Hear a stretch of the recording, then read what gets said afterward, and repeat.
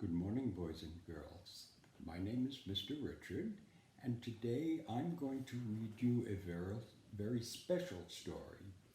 Little People with Big Dreams is the series, and this is about a very important man called Martin Luther King Jr. The book was written by Maria Isabel Sanchez Vegara. Let's begin. Little Martin was a spiritual boy from Atlanta who came from a long line of preachers. His father was a preacher. His uncle was a preacher. His grandfather was a preacher. Maybe one day he would be a preacher also. One day, a friend invited Martin over to his house to play. Martin was shocked because when he was there, he was asked to leave because he was black. That day, he realized that something terrible was going on. Do we see here that boy's mommy is telling Martin not to come into his house because the boy was white and he was black?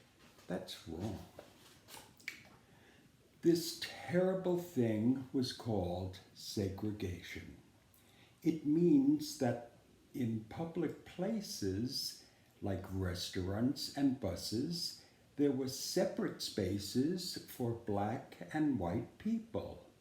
Martin and his friends were sent to a different school. Martin believed that one shouldn't remain silent and accept something that is wrong. He promised himself that when he grew up, he'd fight injustice with the most powerful weapon of all, his words.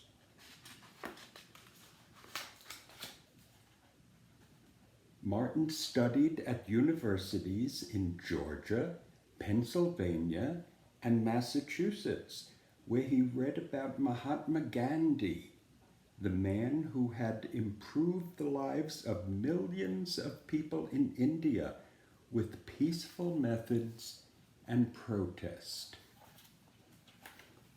Let's see what's next.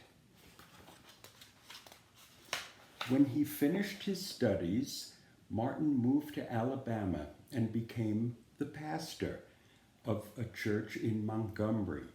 Every Sunday from his pulpit, he encouraged his congregation to speak up about things that mattered.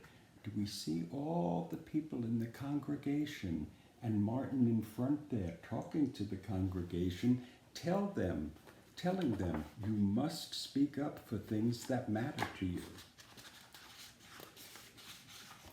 One evening, a woman named Rosa was arrested for refusing to give up her seat to a white man on a bus. Martin asked the people in his community not to take the bus again until the law was changed.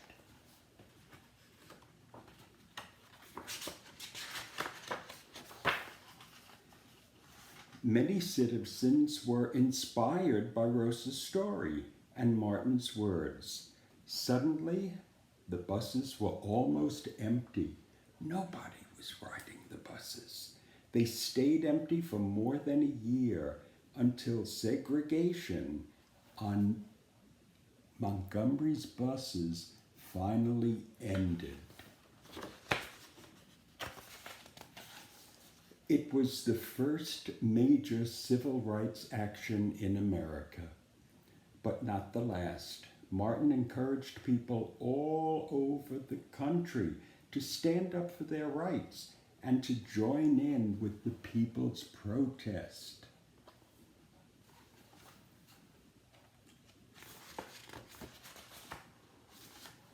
They were often attacked, and Martin was even arrested 29 times. My goodness. But he and his followers never fought back with force. He knew that hate couldn't drive out hate. Only love can drive out hate. Martin helped organize a protest march on Washington where he gave a life-changing speech. It began with 4 simple yet powerful words. I have a dream. Martin had a dream.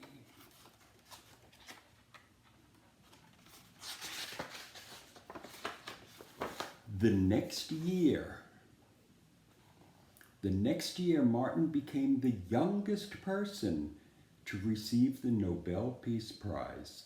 His words of hope, peace, and justice called a nation to change its laws, and make them equal for everyone.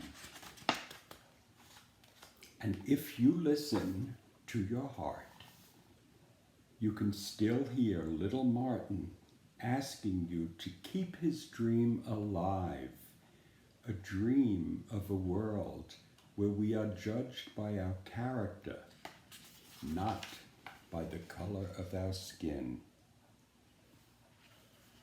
And here we have all of the people, white faces, black faces, all living together in peace. I hope you enjoyed that story. Thank you.